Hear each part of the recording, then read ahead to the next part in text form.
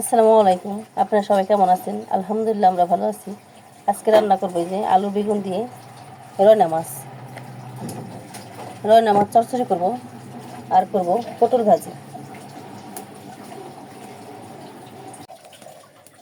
চুলায় কড়াই বসাই দেওয়া হয়ে গেছে।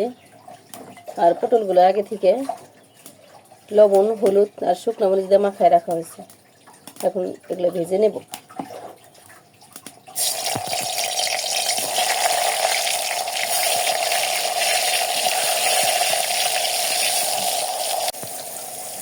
পটলগুলো দেওয়া হয়ে গেছে, এক পাশটা হয়ে গেছে আর এক পাশটা এখন উল্টাই দিব আমি এইভাবে।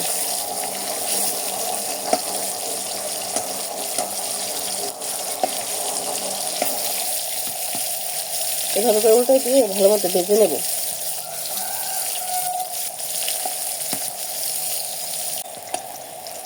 দেখেন পটলগুলো ভাজা হয়ে গেছে, এখন এটা মুঠাই নেব। পটল ভাজি করা শেষ। এই যে পটলের মধ্যে পেঁয়াজ আর কাঁচামরিচ দিয়ে দেবো, দিয়ে বললাম ভালো মতো ভেজে নেবো এইভাবে।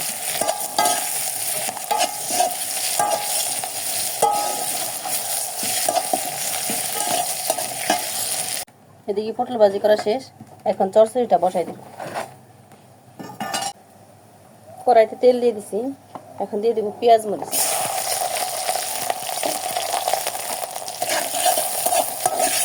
পেঁয়াজ মরিচ দিয়ে একটু ভালো মতো ভেজে নেব, হালকা ভেজে নেব।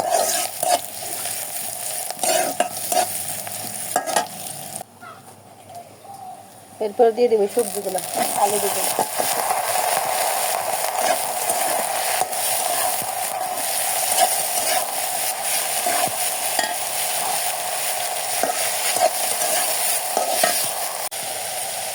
হালকা একটু ভেজে নিচ্ছি আর দিয়ে দেবো এখন লবণ,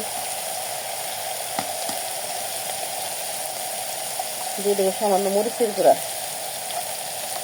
আর হলুদের গুঁড়া, ধনিয়া দিয়ে ভালো মতো একটু কষাই নেবে যে এইভাবে।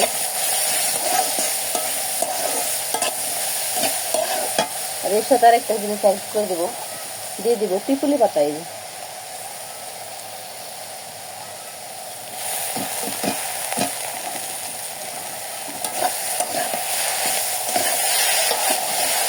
পিপুলি পাতা অনেক দেখা যাচ্ছে, কিন্তু একবার কমে যাবে।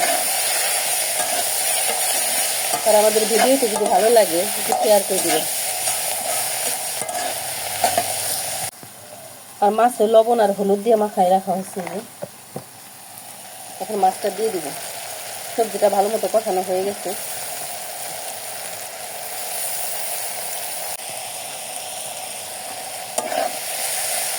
মাছটা দিয়ে ভালো মতো একটু কষাইছে, কষানো হয়ে গেছে। দেখুন এরকম বাসায় একবার ট্রাই করে দেখতে পারেন। এখন দিয়ে দিব পানি।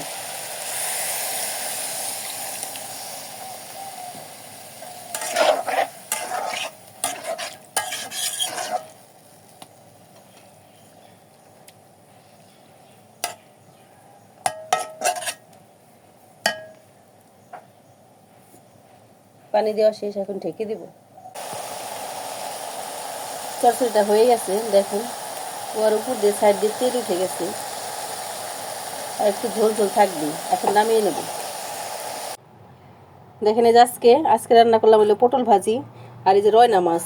দেখেন এটা অসাধারণ খেতে, আমার তো অনেক পছন্দ এই রয়না মাছটা।